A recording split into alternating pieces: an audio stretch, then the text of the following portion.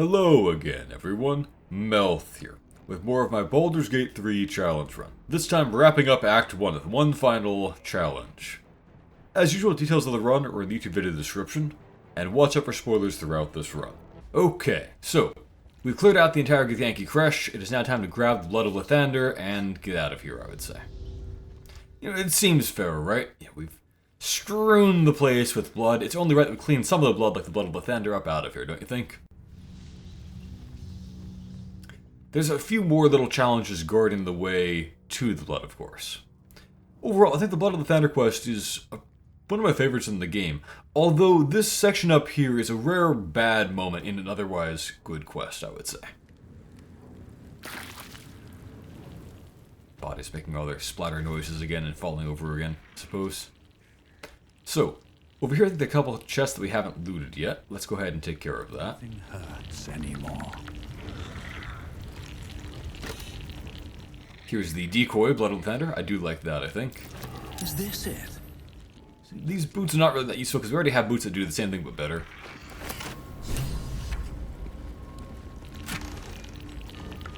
Guess we can sell all those things, keep a little bit of money. And then there's a little puzzle here.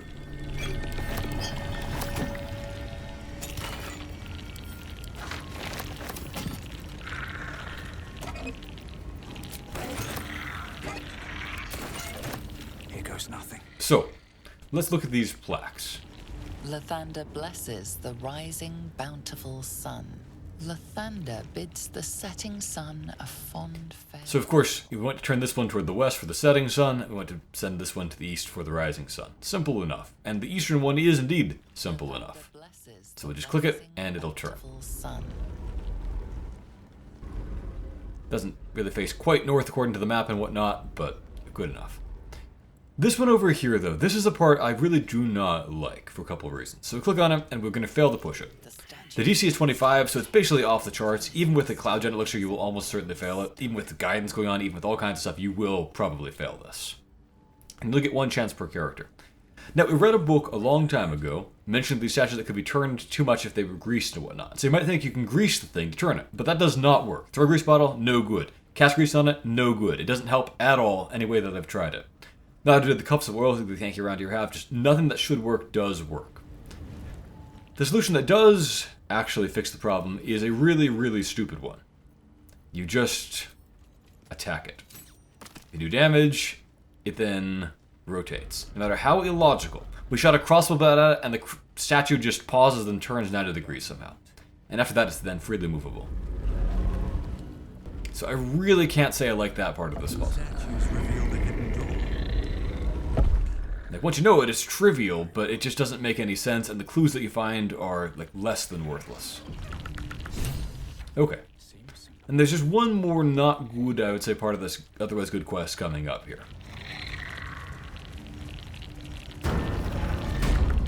Let's go through there and claim our free XP. So we're blocked by these gates here, and that's easily solved. We can just blast away at this power source.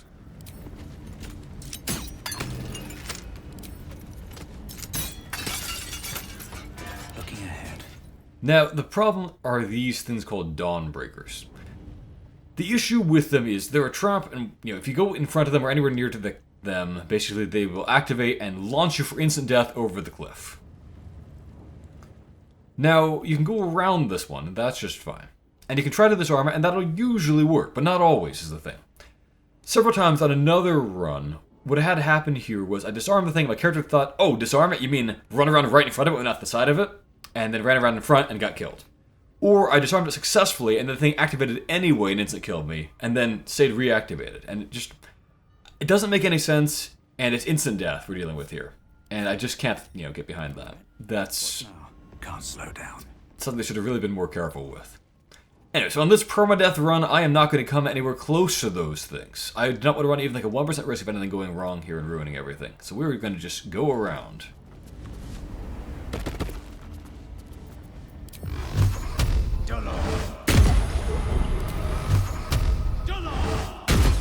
This one here is not easy to go around, though. The energy source is over there, which we can't really get to from here. So what we might do, I might have Lae'zel cast long jump on people.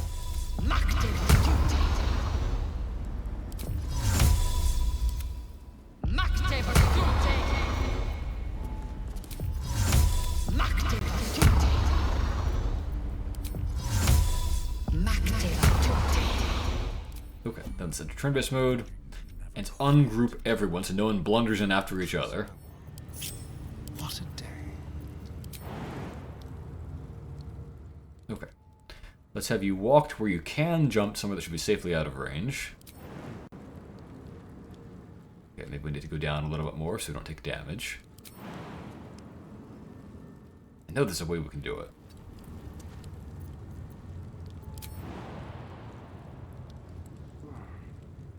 There we go. Then we will shoot this thing. Mutilate them.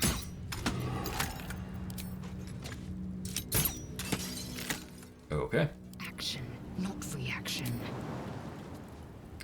So then I guess we'll have you maybe walk over here and then prepare to jump past as well.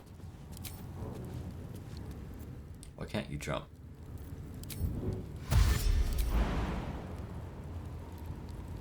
Let's make sure that wherever you're jumping from does not activate the Dawnbreaker. That should be good, I think. Is that blood? No, never mind. One day I'll catch a break. Okay, there we go. Shouldn't have wished to live in more interesting times. Need a So now the easy part, we walk up here, and given that they have the crest from before, which you can either burgle or can get out with the puzzle, we can just bypass the death trap here that comes up and get the Blood of Lathander. Let's do that. If you don't have the crest and you try to steal the thing, then, a Doom's device will activate, and it's pretty trivial to stop, really. You just have the party blast away at the little machines that come up, and it's not that big a deal.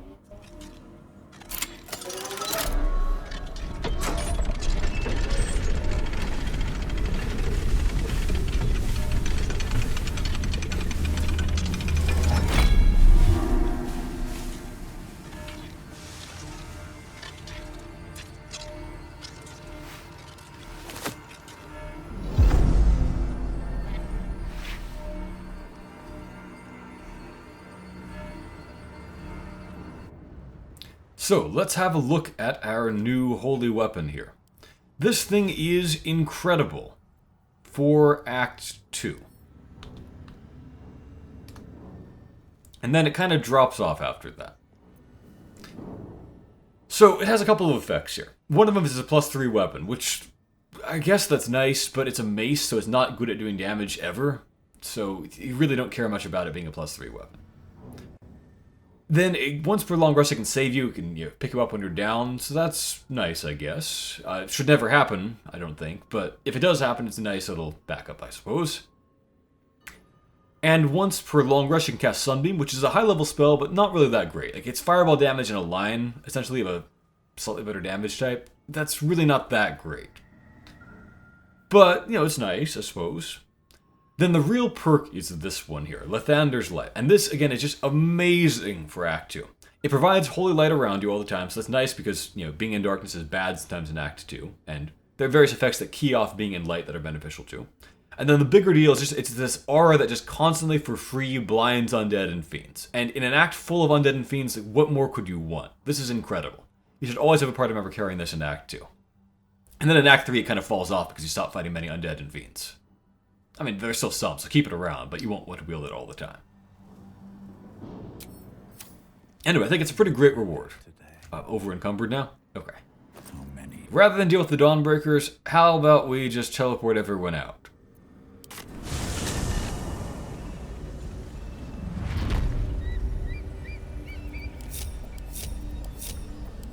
We don't need our summons anymore. We've cleared everything out in this area, I think. Everything in all of Act 1, for that matter. I'm going to check one thing, actually, which is I don't know where the Owlbearer cub is. And whether he'll show up at our camp or whether to meet about the Goblin Town first. But anyway, we've done all the fights and everything like that for Act 1. So now it's time for story advancement and things like that. And so we'll just go to camp and just do a whole bunch of pointless rests to get all the story things to happen. Now that the restoration doesn't matter at all. Since at the beginning of Act 2 we'll get fully restored anyway. In any case, we can maybe look at how well I budgeted resources, I suppose. I still have one short rest left, so I really had a lot left in the tank. And in fact, I think the previous short rest I took I didn't really even technically need. So I probably could have used more resources and been just fine. You know, certainly had a lot more temporary hit points to go for, you know, Leboing Zell. She was down to low spell slots, so that was good. Although we could have gotten one more first level spell slot apiece for all the party members with the Spell Thief bow. Astarin could probably have used more spells, although just as a ranger, he doesn't have many good spells available, really. I guess he could have cast more protection from evil and things like that, and that would have been useful to keep up, so I'll maybe do more of that in Act 2. Spike growth is good too, but we're about to get better ways to do that in Act 2 once we get a 7th level druid. What a charmer. And then for Karlach, really we used pretty much everything that she had. She had one more Channel Divinity left, so we could have, you know, had her cast a Lightning Bolt Scroll and max the damage on that, but I think really I spent the resources pretty efficiently to get value out of them and get it to the end. Ballista still had a lot of spell slots left, partly just because he's a good damage dealer, so I don't really want to have him do spells as often, but I will do more spells with him in Act 2, I think. In any case, let's go to the Goblin Camp.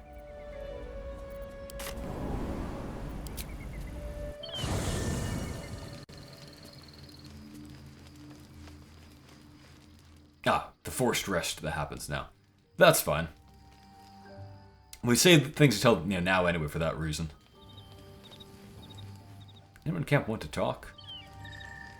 Will does. Okay, let's advance the story a bit here, I guess. Welcome to the League. Okay, we've seen this like before. It's bugged to come up again now. I find it gives one an air of mystique. Because our relation was no matter of pride, not least for him. Floric spoke true. I'm a Grand Duke's son. More than worried in truth. What makes a Duke of Baldur's Gate? I find this to be an absurd question. I mean, they'd have many of the same uses for it that the Cult of the Absolute has. Little use for my father. No, this is no drow plot. These absolute nutters, these true souls are behind his abduction. His absence alone will sow chaos in the city. If they were to infect him, he could lead Baldur's Gate to ruin. All the more reason to find him. The Absolute has seized not just my father, but the future of the Sword Coast. I know. I do like that the characters, or at least the reasonable characters, such as Will, you know, will admit when they've messed up in this game and so forth. You don't need to, you know, cultivate favor with them by just playing along with their complete nonsense. On the weak and claw at the coast. And Will Ravengard, a memory of a memory. A man who belongs to the past. I wanted you to know the blade, not the shadow he left behind.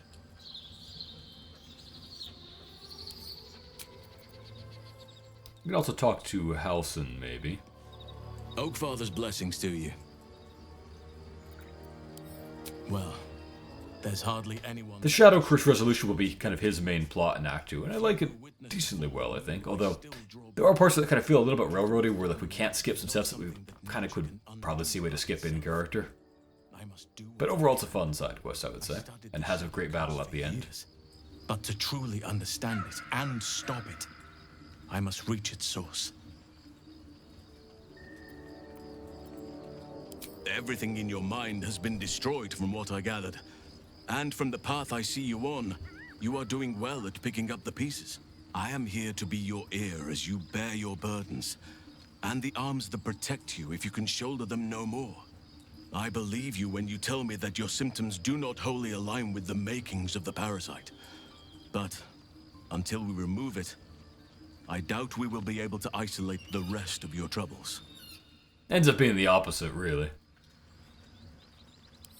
The Oakfather must have blessed you to make it this far. Or another eye above. If I had my fleet of druids and a month of hard research, perhaps I could help. But I'm no savant. Yeah, you are the one who took us away from your group of druids. For Ceramorphosis. Well, that's probably about it. We can see if Lae'zel has anything to say, I suppose. And through. Oh, there's Barkus. Let's talk to Barkus, actually. Much more pleasant than talking to Thank you Lae'zel. for the invitation to your camp. It's, well appointed, not too crowded. This is funny if you've like, killed all your companions or something like that, which is possible. Just that. It's about Wulbrin. We know he's been taken to Moonrise Towers, and we know I'm going to save him. The problem is this. A preponderance of evidence that I am a terrible adventurer. I'm not sure I should trust Wulbrin's fate to, well, me. You've done so much already. I'm hesitant to prevail upon you again. But I can't risk recapture.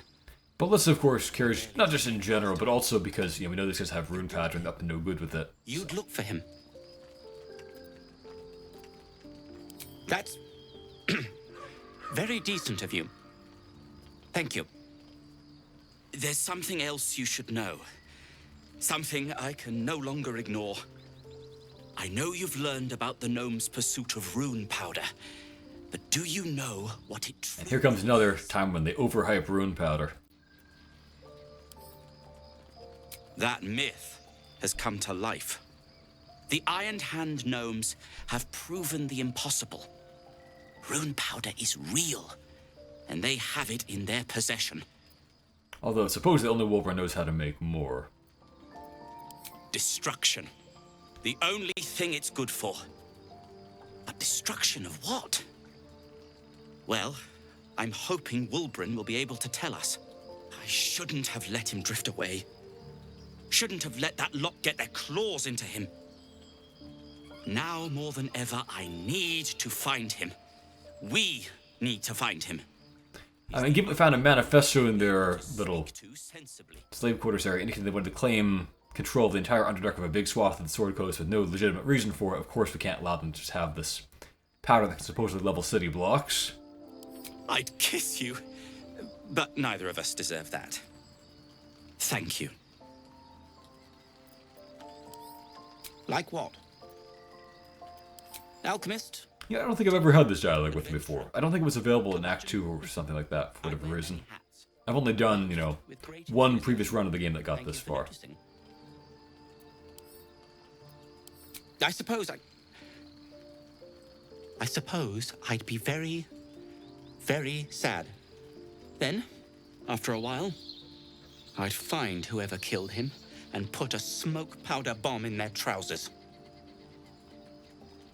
Barkus Root is my name. Baldur's Gate is my home. Back in the city, I offered my expertise to the... I do kind of wish Barkus could join your party. Quite popular. We do have a shortage, if you will, of non-human characters and whatnot, and it seems kind of logical that he would be able to join.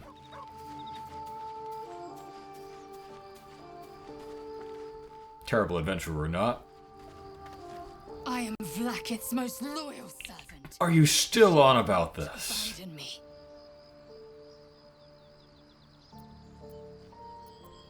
My own Savage would never have threatened a youngling.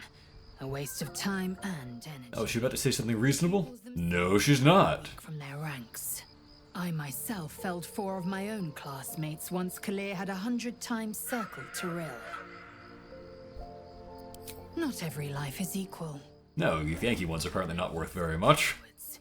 Every Stretched out goblins. Too weak to withstand the lessons, or was cocky enough to pick a fight they could never win. Their lives were not precious. They were a blight that required expungement. He feels the same about her, and I feel like in character at this point, at some point during the middle of this rant, he would probably just Eldritch Blast her off that cliff and have done with it. But out of character, she still has, various quests and things like that coming up. And he still also, I guess, feels that, kind of like Minthara could force the goblins to do something useful, he can force the Githyanki to, do some community service as long as she's under his watchful eye. And then get rid of her after that, probably.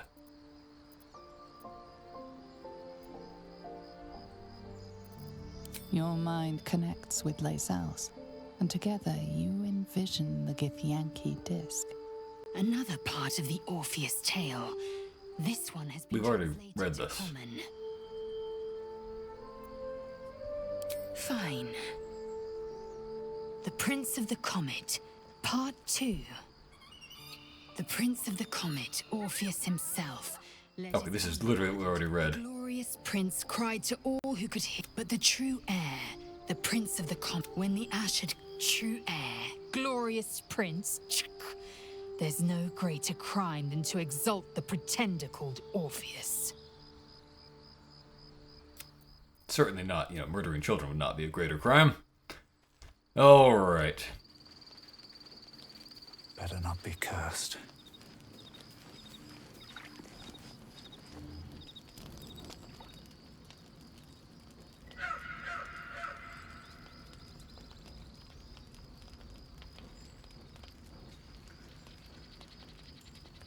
Supreme King. We really should learn to set a watch, like to stop the dark urge for nothing, among other things. I've not come to kill you, Lae'zel. I've come to aid you. Don't trust him.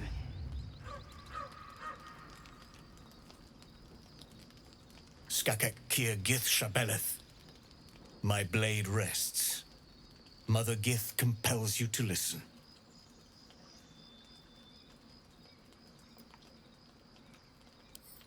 I knew you would fight, and I knew you would win.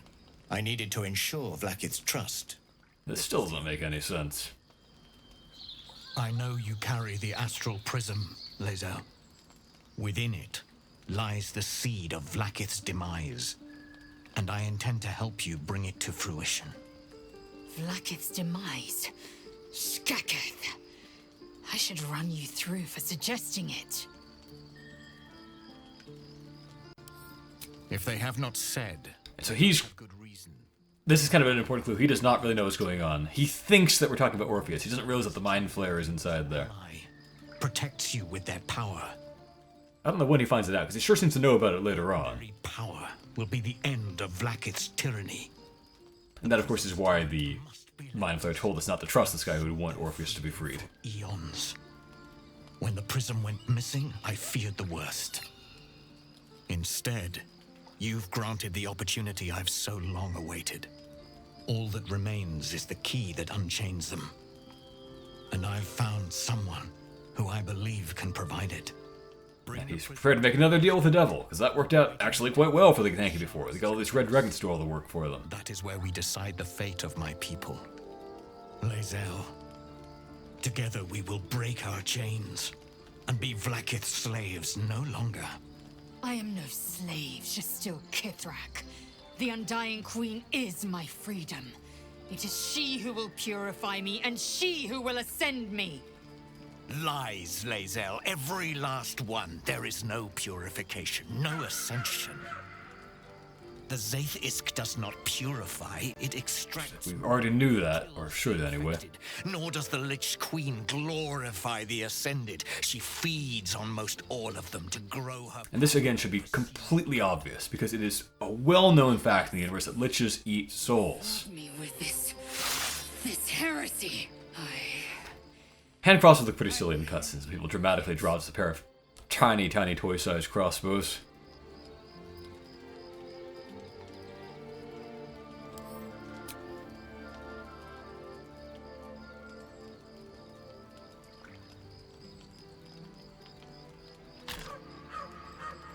I served Vlakith the whole of my life. Learned her words, fought her battles. Yet she names me her Sharlak. You did help kill a lot of Githyanki, but I guess that is the Githyanki way anyway, so... I will meet you in Baldur's Gate. Anyway, you can kill him here and take his sword if you want to, but he's not really a dangerous fight at all. And there's a somewhat harder available fight against him later on, so I'll be doing it that way instead. Lae'zel, I see Talakma Gear in you, sister in freedom. Together, we will be our people's light. Take this. It is a Quanith, a psionic detector. This is not really that important.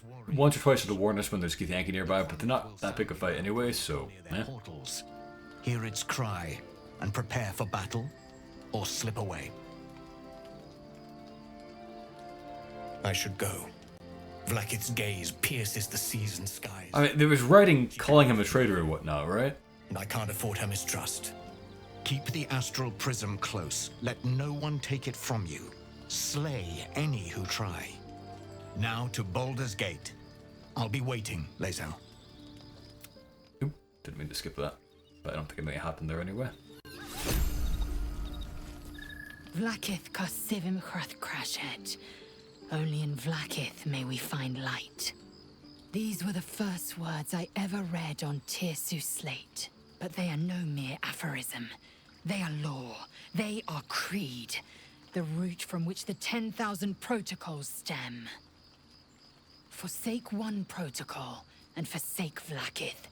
Forsake Vlakith, and be the blood and meat which sates her dragons. If Voss speaks true, if Ascension is a lie, if tadpole purification is a fairy tale, then I have not sinned against Vlakith. I also want to point out, I mean, in this game they have the excuse of Netherese magic and whatnot, but it has always been pretty easy to solve, Mind Flayer tadpoles in the past. So I don't know why this is a fuss about the Zathis, not actually curing them. It would be pretty easy to just cure them if you wanted to. I don't know. I can't know. And that drives me mad. It seems pretty obviously, to be I thought them an illithid. Orpheus is in there in character at this point. I think we found pretty much a lot of evidence about that. Dream figure is real. Now she's wrong about this. She's always wrong about everything. The dream figure is a complete fake. It's just, Mind Flayer's front. And the agent of And she's getting mixed up about this. Voss doesn't think that. Voss does not know about the person in the prison. But she's not very bright.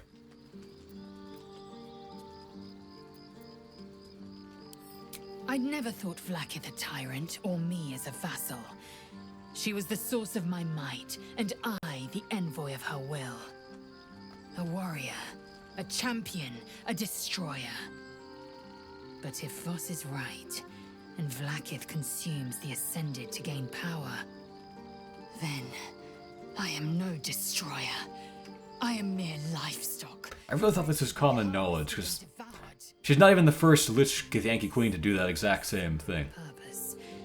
Not to cull the Geich, not to prevent their grand design, but to raise Vlakith to true godhood.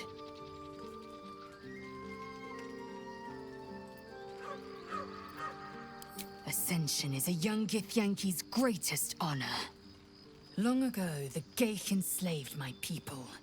They dominated our minds and bred us for war, until Great Mother Gith took a hammer. I think I mentioned before, there's been like 5 or 6 races of the Mind Flayers enslaved that all got sonic powers and broke free. They just never seem to see the pattern coming. Hard enough to slay a Geich and take its head. Then, we speak the rite of Ascension, and a red dragon comes to fly us to Vlakith in Tunarath, City of Death. We are honored with an eternal home in the Astral, celebrated for our victory. We are ascended. Or so I believed. There should have been lots of ways to verify this wasn't true, too.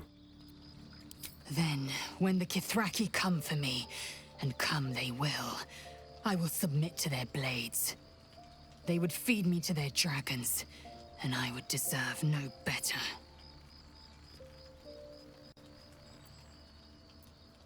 Yes, I'd like time to think. We probably should take back the Circle of Intelligence, but it seems to be the moment that makes her think anything close to clearly.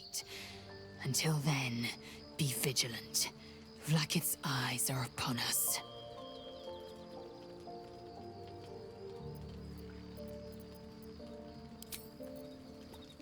Okay, let's actually swap that back before I forget. I put it on here mostly as a joke.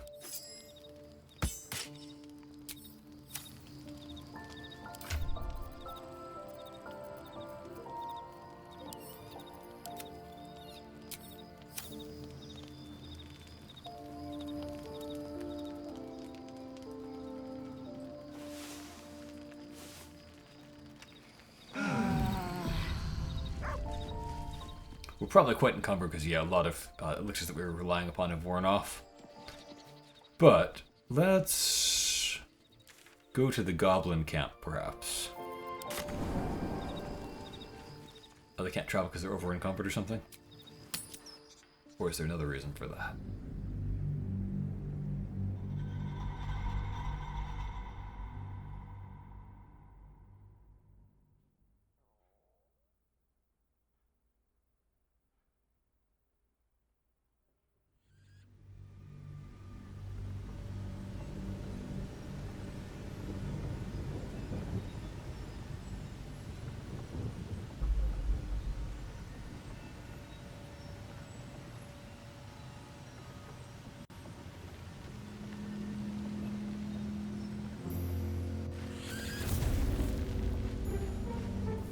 There we are. Okay. So the owlbear cub might be around here somewhere. The camp is only half loaded, making it easier to see if it is here, I guess. But I'm not finding it in its usual place, so perhaps it is not here. What quest is it telling me is in there? Oh, okay, that's nonsense, really. I'm pretty sure I've explored and done everything there is to do in Act 1, really. Before I finish up Act 1, I've remembered there are two last things I ought to do. One of them is, a commenter pointed out that there are actually 2 kobolds still stuck in barrels here that didn't get woken up during the fight. So I should take out those barrels and kill those kobolds. I never knew that they were still in there. I figured that all the kobolds, you know, burst out of the room when you did the initial fire run explosion and whatnot, but apparently not. These are heavy sleepers. Anyway, doesn't make a big difference. What to do? On my way. And there's one more thing over here in this barrel, and that should be the last fire run barrel that didn't burst on its own, basically. Let's have some courage. Okay, we're good. Would have been a shame to miss out on that 150 XP right there, so glad that was pointed out to me. Yeah, I wonder if there is a way to turn in our quest with, These boots have seen everything. Esther. And say we won't give you the Githyanki egg. Again, I could give her the owlbear one, but I have read that that kills her, so I don't want to risk it. Early payment has ensured swift action. What news of the Githyanki egg?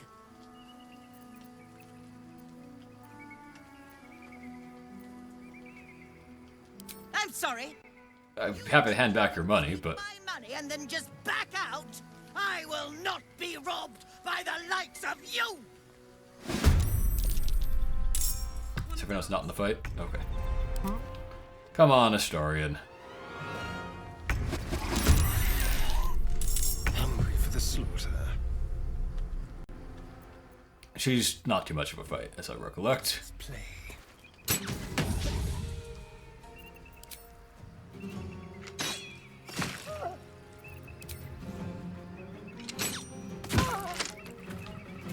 Still on my feet.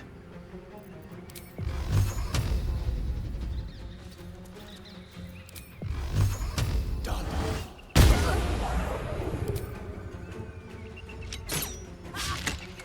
Time for a cull.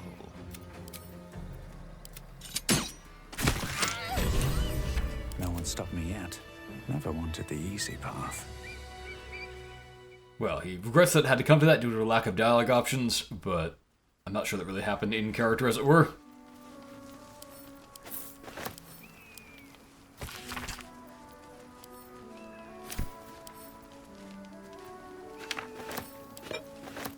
I don't find this item to be very useful, because I seldom need to be healed anyway. There are ways you can make it give a lot of healing, but, you know, who cares about that, right?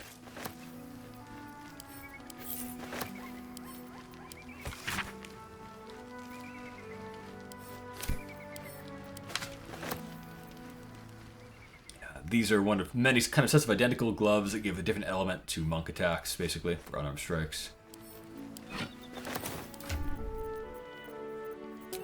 No one back home will ever believe this.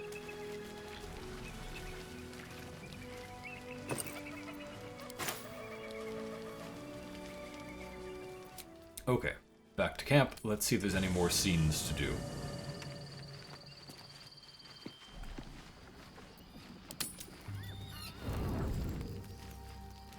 One with Karlak, okay. Okay, just telling others so that our heart isn't doing too well. Well, I'm not feeling so good. My engine is getting worse. Feels like it's going to burst out of my chest. We need to catch up with Damon. See if he's thought of a way to fix this thing. This is another problem that should be fixable with that True Resurrect scroll that Gale has, by the way. Because True Resurrect can fix someone even without their entire body when you resurrect them. So we could just, like, you know, kill her, remove the infernal contraption and whatnot completely, or just destroy the body completely and then resurrect her from scratch and she should be fine. But aren't allowed to do things like that in this game. I'm sure we will. But, in case we don't, a bit of advice. You leave your left flank wide open. If I'm ever not around to He might take this advice more seriously coming from a person who didn't have reckless attack as a class feature previously.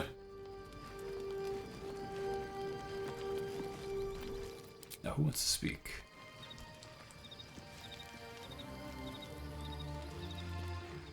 Oh, her. I'm not sure who wants to speak to her, but very well, we'll try it.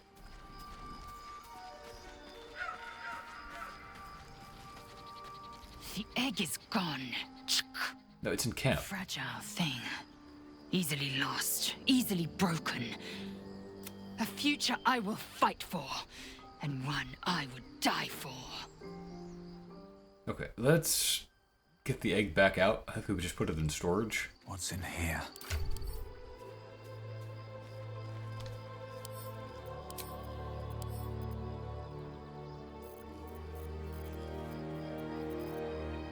Yeah, there it is. We've got it. Fine, we'll just...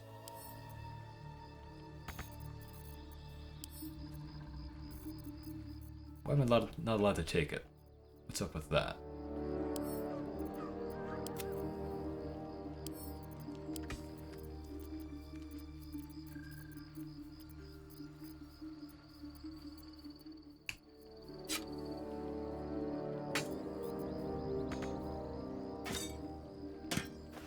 There we go. Okay, I'm allowed to pick it up.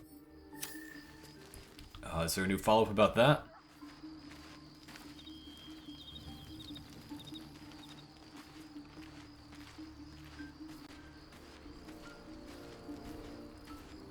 We must press forward. Okay, well, I'm not sure what to make of that. 20 is a lot of carrying capacity spending on an egg that doesn't do anything except for story purposes, so I think I'll send it back until I find information that indicates it's not a good idea or something.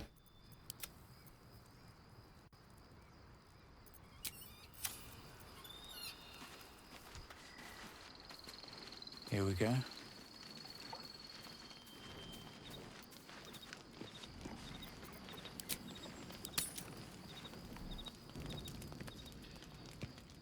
Ah, here's the owlbear cub. So we'll go through several different nights with the owlbear cub showing up. Creature. It's the owlbear cub you rescued. And we don't have the potion anymore to tell us what's going on here exactly.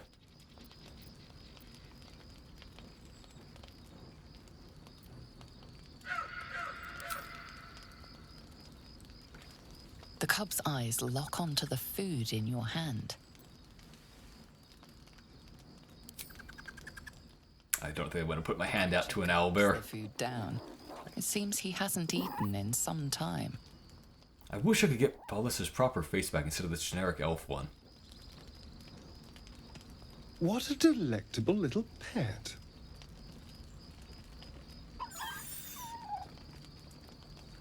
Sorry, you ruin everything. Now look, you've scared off the little snack. Wait, is Lae'zel not sleeping on her? Okay. She did complain that the beds look too soft in Githyanki Town.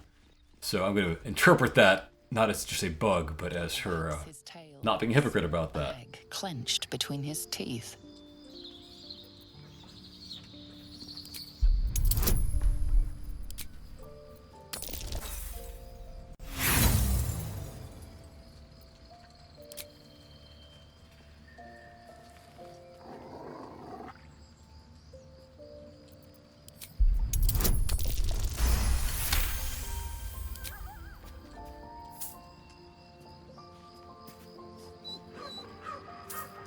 He gives in and surrenders his find to you. He gives you random presents. At least it's not dead mice or something like a cat would bring you. Scratch's tongue lolls out Okay. happily.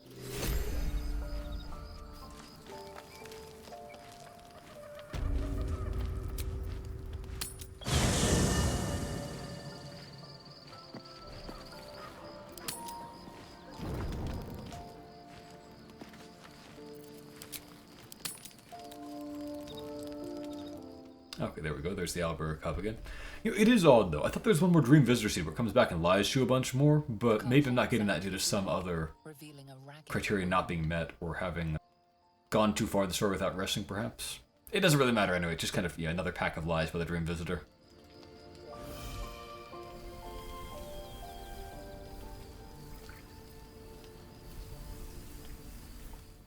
guess for once being the Dark Urge is going to be a little bit helpful here.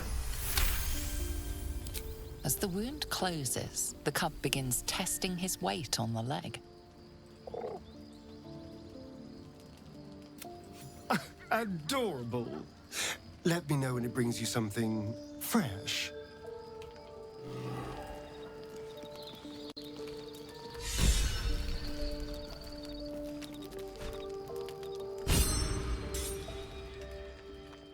Oh, the Albert's standing around there. Okay. I thought there was one more thing to do before it would stay.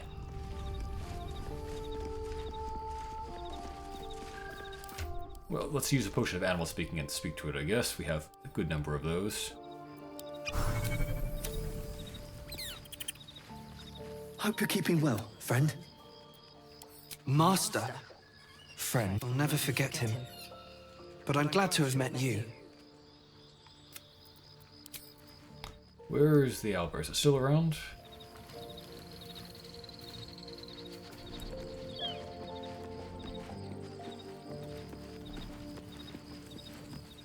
Oh wait, there it is. Oh, I was just being blind. Hello. You are not food. You are friend.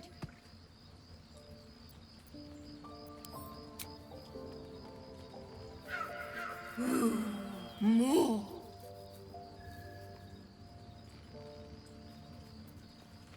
Nice here.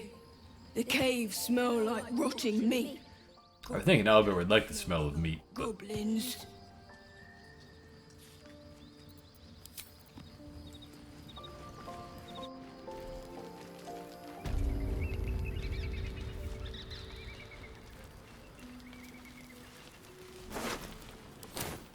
Okay, well, it seems nothing else is really happening besides Albert let us up, so let's get on to Act 2, and then we can get the Act 2 story rest out of the way at the beginning before we do anything, really.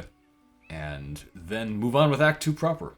Oh, actually, there's still Elminster here, right? Yeah, alright. One more thing to do.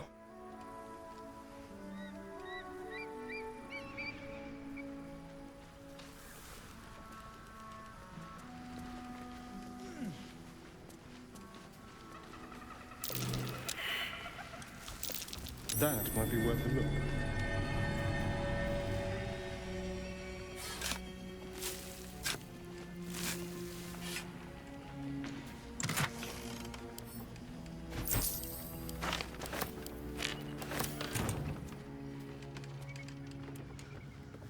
So, suspiciously powerful level 20 weary traveler who is a wizard and blah blah blah blah. As a bit of post-commentary here, by the way, you can fight Elminster.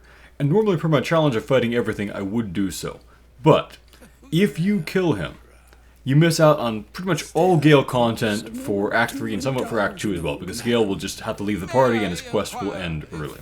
So Patreon supporters voted for me not to do that, and so I'll be making a side video showing what happens if you fight him instead, but not doing it in my main run here.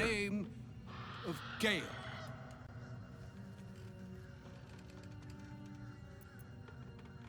Should it be the nature of our acquaintance that interests you? Well, you may... This is true to the way it's usually written by Greenwood, as I recollect, but I've never much liked the... Yeah, a lot of the D&D universes kind of have an author's pet super wizard character. You know, it's Elminster for the Forgotten Realms, Mordenkainen, who is Gaich's character for, you know, Greyhawk, and so on. I don't really like any of those characters, to be honest. If this answer satisfies you, let us linger no longer in this limbo of indecision, but settle on your knowledge of the individual I seek.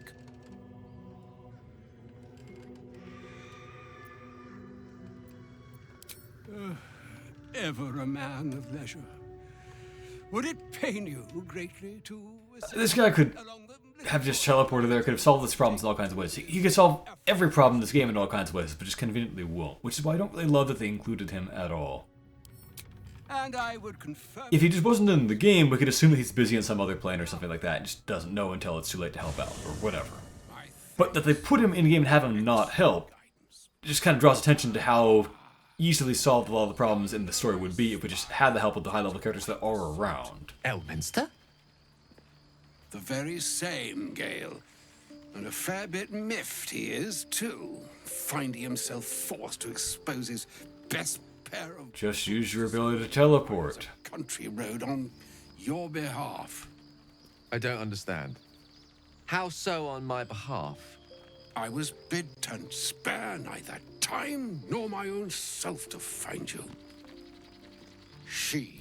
Elminster is another, lover of Mystra and so forth. As I said, she's quite a few. It's really not that special. Out with it! Pickier than Ball, but not by that much. Young man, has your sojourn away from Waterdeep washed away your decorum as well as your patience? Nigh a 10-day I've gone without honest fare, worthy of the name, drank naught, but what the sky entitled my thirst. Why, some bread, cheese, and a cup of wine would appear unto me a feast. Surely you won't begrudge me a mite of rest and repast before I get out with it? You stumbled into the wrong camp, Elminster, and none of us rest here. But there's no option to say that, of course. Oh, for the love of... Fine, fine. I'll turn a deaf ear to the clarion calls with which my scorned stomach beseeches me. Graver matters are at hand. Plenty to digest, after all. A good deal to stew over. I make a lot of puns, but even I can't stand this. Import should be savored. Elminster! Right. You see,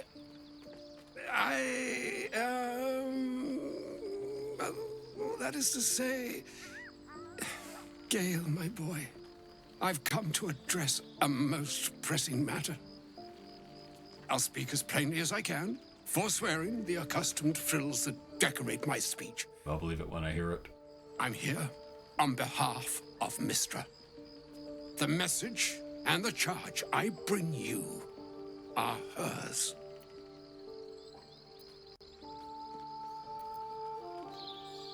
The long-awaited question. Now, if you please, Elminster, for the too long-awaited answer. You know where you went wrong, Gale. No, we needn't dwell on that here and now. But even so, you're to be given a chance of redemption.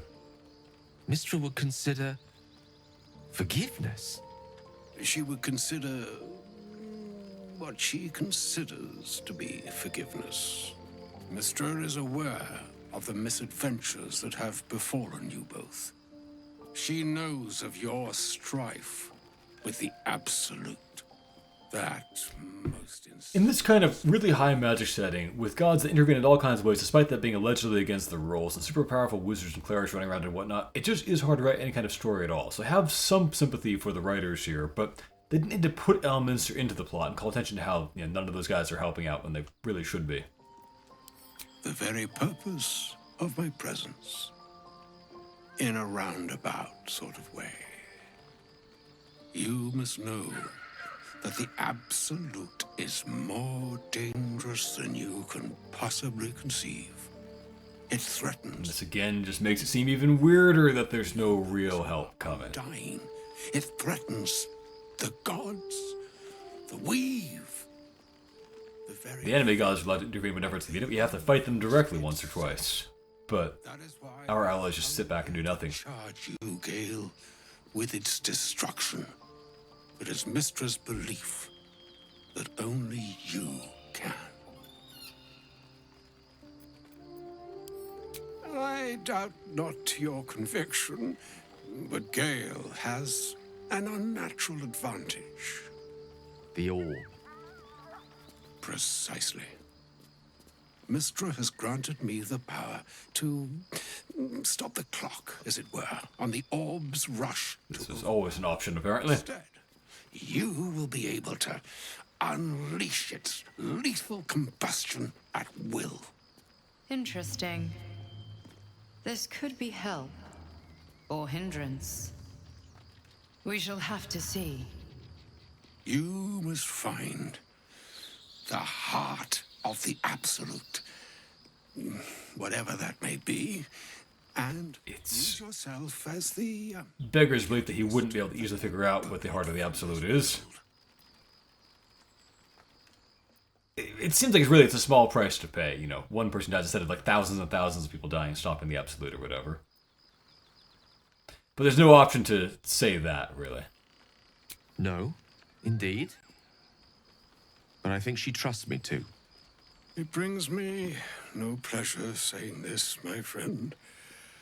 But such is Mistra's will. Yours must be the sacrifice that will undo the absolute.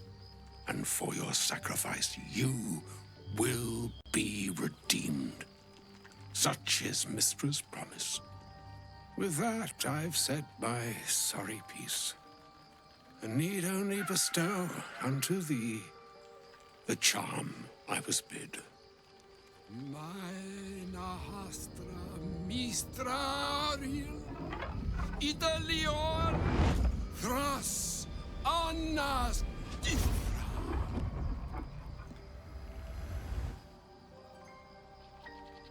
It is done. Both charge and charm have been committed into your care. To you, I commit into care Gale himself. He's sure not going to help us with that. To shepherd him well on this strangest of journeys.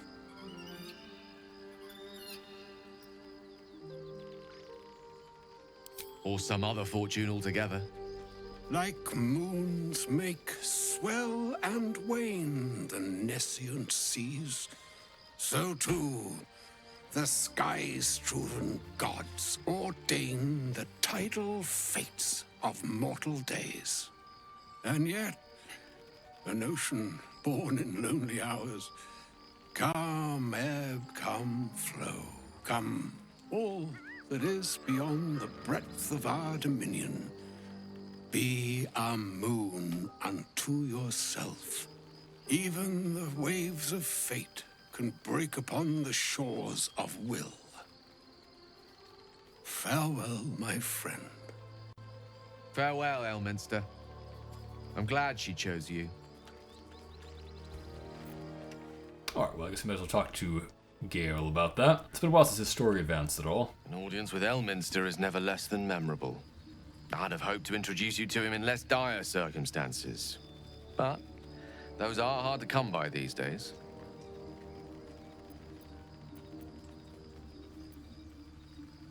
It's not a demand he wanted to make of me. As Mistress chosen, he had no choice but to deliver her message, however much it pained him to do so. For Mistra to have sent him, the severity of her bidding could not be clearer, or weigh more heavily on me. Time seems so infinite when you're young. A month is an age.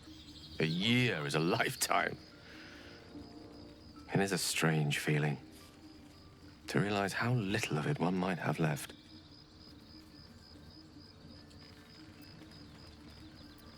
Of course. Kind of you to stop by. Baldu's perspective is that, if we need to use this to stop the absolute, one person dying is much better than the vast number of people who would die otherwise in a possibly less successful attempt. I can't believe Mistress demanding Gale. It does seem a little bit out of character for Mistra, but... It's just a waste of a perfectly good cult. Okay, and of course now there's the Astarian twist on things. Perfectly good Gale, I suppose.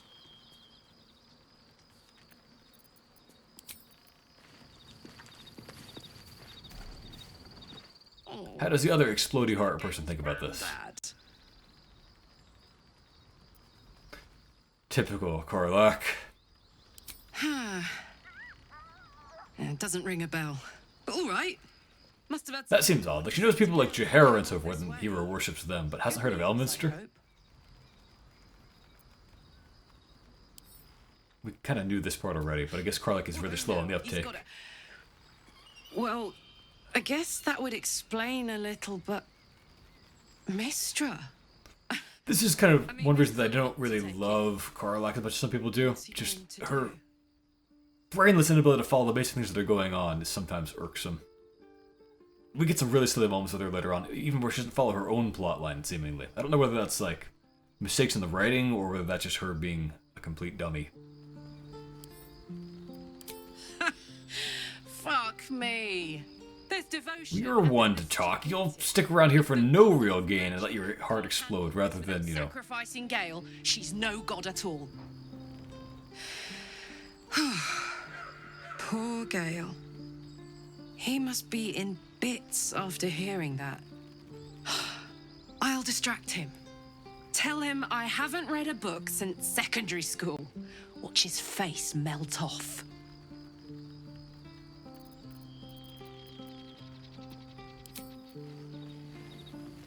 I don't think Barkus has anything to say about it particularly.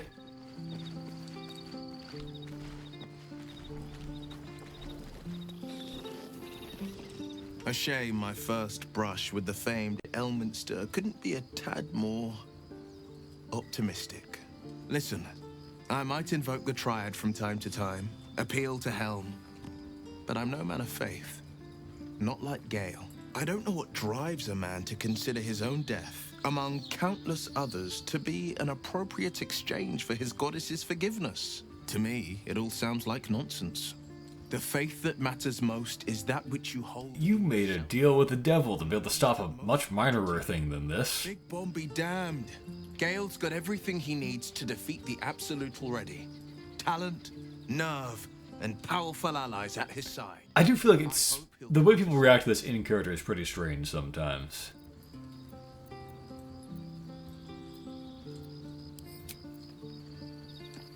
There's no one really who just kind of perceives it as being fairly reasonable in the scheme of things.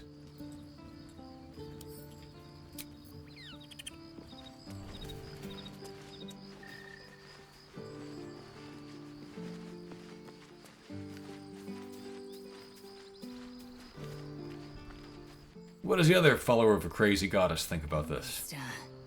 Even the Githyanki have heard tell of the Sage of Shadowdale. Some of his works have been translated to Tirsu. That doesn't mean his every word carries wisdom, however. Near as I can tell, Mystra demands Gale's faith, but holds no faith in him. Why else would she demand Gale sacrifice himself, and perhaps so many others? Does she not think he can destroy the Absolute with his own immense talents? Does she not know the mighty company that he keeps? Demanding Vlaakith may be, but she acts for the good of... Oh, and you're back in liking Vlaakith mode. That's probably just an oversight by the writers, though. Perhaps he'd find forgiveness in a fiery death.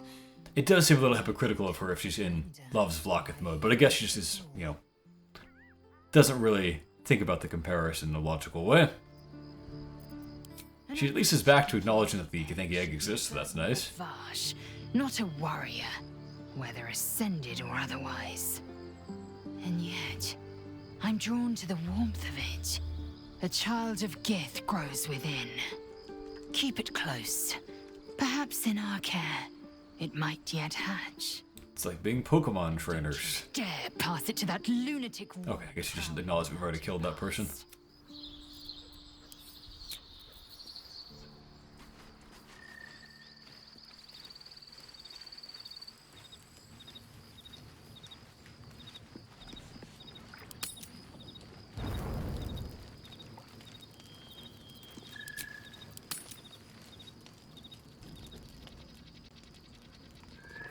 Okay, this is the one where the dog and owlbear have been... well, the owlbear has been having bad dreams, I guess. Can't drink a healing... not a healing, but a potion to speak with animals beforehand to cure them, I guess.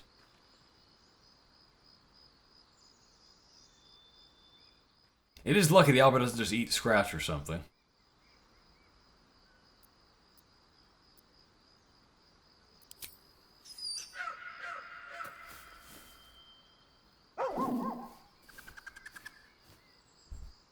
Just a bad dream.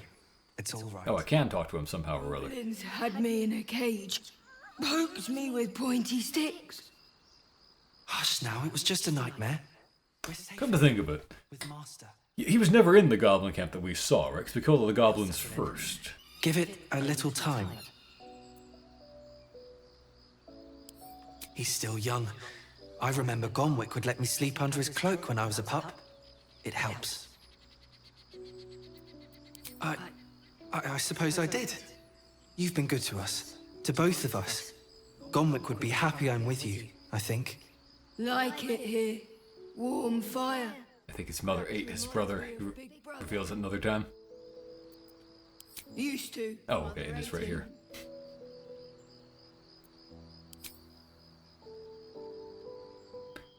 Oh, there we go. I knew there was some dialogue option where you pet both of them. Thank you. Dual wielding is very inefficient, though. You should just focus on one pet at a time. Do they just sprawl over? Right, okay. That's interesting. Never saw that before.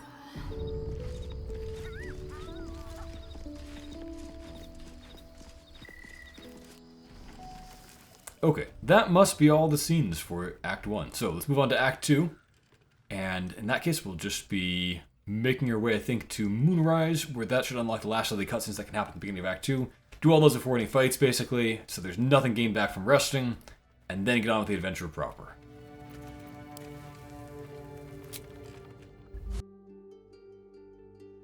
Thank you for watching, everyone, and a special thank you to my Patreon supporters. Master Knight DH, Jackie and Lino, George Grin, Travis, Carlo Andrea 97, Cthulhu's Mum, Andrew Curzon, Troobsy, Skillrap, Gregory, William Wakefield, Danny Hall, Jeffrey Morse, Josh Becca, Jack, Mashas01, Jacob Marshall, Nubiana, Till Fisher, Discord Colossus, Nicholas Schmuck, Kostya Nasarevich, Luke, Goman Blackrock, Dodo King 4, Marcin Bialek, Maveth, Techno Waffle, Nebular, I Loop, Michael Francis, Emperor Kong 420, Robin Maki, Mick and Balls, Daniel Sedajikato, Stiljan Flanny, Micah Marie, Christopher Allen, Stefan Van Zyl, Eddie, Wendy, Ali Kasamoglu, Lucas Riverola, Skylar Sauce, Nick Myers, Bethany James, Emp Ninjas, and Preben.